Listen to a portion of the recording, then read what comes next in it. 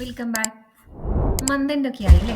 ഈ മാസത്തിന്റെ അവസാനം നമുക്ക് പ്രോഫിറ്റ് ആൻഡ് ലോസ് അക്കൗണ്ടും ബാലൻസ് ഷീറ്റും അതുപോലെ ക്യാഷ് ഫ്ലോ സ്റ്റേറ്റ്മെന്റ് ഒക്കെ നമ്മുടെ ഒരു സിസ്റ്റത്തിൽ നിന്ന് എടുത്തിട്ട് മാനേജ്മെന്റിന് സബ്മിറ്റ് ചെയ്യേണ്ട സമയമാകുന്നുണ്ട്.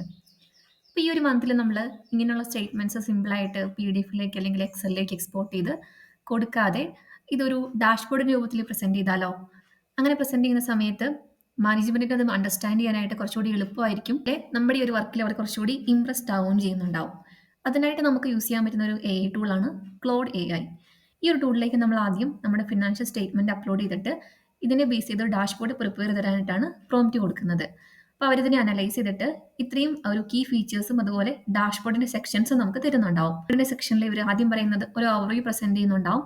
അതുപോലെ തന്നെ P&Lന്റെയും ബാലൻസ് ഷീറ്റിന്റെയും ക്യാഷ് ഫ്ലോയിന്റെയും ഡീറ്റെയിൽഡ് ആയിട്ടുള്ള ഒരു അനാലിസിസ് വ്യൂ ആയിരിക്കും ഇവർ നമുക്ക് പ്രസന്റ് ചെയ്യുന്നുണ്ടാവുക.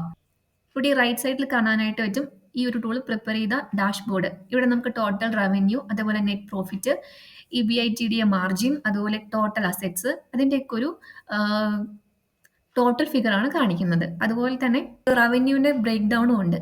ടോട്ടൽ റവന്യൂവിൽ സെയിൽസിൻ്റെ റവന്യൂ എത്രയാണ്, അതുപോലെ അതർ ഇൻകം എത്രയാണെന്ന് പറയുന്നുണ്ട്.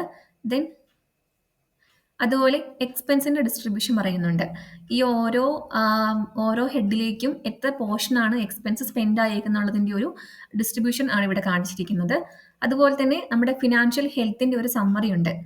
നമ്മുടെ പ്രോഫിറ്റബിലിറ്റി, നെറ്റ് മാർജിന്, നമ്മുടെ നെറ്റ് പ്രോഫിറ്റിനെ ബേസ് ചെയ്തിട്ട് നമ്മുടെ പ്രോഫിറ്റബിലിറ്റി സ്ട്രോങ് ആണെന്ന് പറയുന്നുണ്ട്. അതുപോലെ നമ്മുടെ ക്യാഷ് പൊസിഷൻ വളരെ ഹെൽത്തി ആണെന്ന് പറയുന്നുണ്ട്. ടോട്ടൽ നമ്മുടെ ഒരു ബിസിനസിന്റെ ഓവറോൾ ആയിട്ട് നമ്മുടെ ഗ്രോയിങ് ആണെന്നും ഈ ഒരു ടൂൾ നമുക്ക് സജസ്റ്റ് ചെയ്യുന്നുണ്ട്. ഇനി P&L അനാലിസിസിലേക്ക് പോകുന്ന സമയത്ത് നമ്മുടെ പ്രോഫിറ്റ് ആൻഡ് ലോസ് അക്കൗണ്ടിലെ ഒരു മെയിൻ ഫിഗേഴ്സ് നമുക്ക് ഇവിടെ പ്രസന്റ് ചെയ്യുന്നുണ്ട്. അതുപോലെ അതിന്റെ ഒരു ഡീപ്പ് അനാലിസിസ് ചാർട്ടും ഇവിടെ പ്രൊവൈഡ് ചെയ്യുന്നുണ്ട്.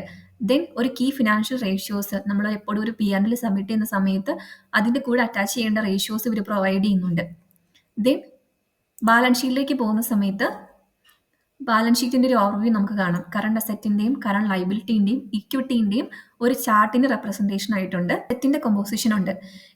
നമ്മുടെ കറണ്ട് അസറ്റിൽ എത്രയാണ് ക്യാഷ്, അതുപോലെ എത്രയാണ് ഡെപ്റ്റേഴ്സ്, എത്രയാണ് സ്റ്റോക്ക്. അതുപോലെ നോൺ കറണ്ട് അസറ്റിന്റെ സമയത്ത് ടോട്ടൽ നമ്മുടെ ഫിക്സഡ് അസറ്റിന്റെയും ഇൻടാഞ്ചിബിൾ അസറ്റിന്റെയും ഒരു സ്പ്ലിറ്റപ്പ് നമുക്ക് കാണാനായിട്ട് പറ്റും. ക്യാഷ് ഫ്ലോയിലേക്ക് വരുന്ന സമയത്ത് നമ്മുടെ 3 ടൈപ്പ് ഓഫ് ആക്ടിവിറ്റി ഉണ്ടല്ലോ നമുക്ക് ക്യാഷ് ഫ്ലോയ്ക്ക്: ഇൻവെസ്റ്റിംഗ്, അതുപോലെ ഫിനാൻസിങ്, ഓപ്പറേറ്റിംഗ്. ഇതിന്റെ എല്ലാം ഒരു ചാർട്ടിന്റെ റെപ്രസെന്റേഷൻ ഇവിടെയുണ്ട്. അതുപോലെ ക്യാഷ് ഫ്ലോയിന്റെ ഒരു ബ്രേക്ക് ഡൗണും ഉണ്ട്. നമുക്കിത് കണ്ടുമ്പോൾ പെട്ടെന്ന് തന്നെ മനസ്സിലാവും നമ്മുടെ ഓപ്പറേറ്റിംഗ് ആക്ടിവിറ്റിയിൽ ഒരു പോസിറ്റീവ് ഫിഗർ ആണ്, പക്ഷേ ഇൻവെസ്റ്റിംഗ് ആക്ടിവിറ്റിയിൽ നമുക്കൊരു നെഗറ്റീവ് ഫിഗർ ആണ് വരുന്നത്, ഒരു 5 lakh.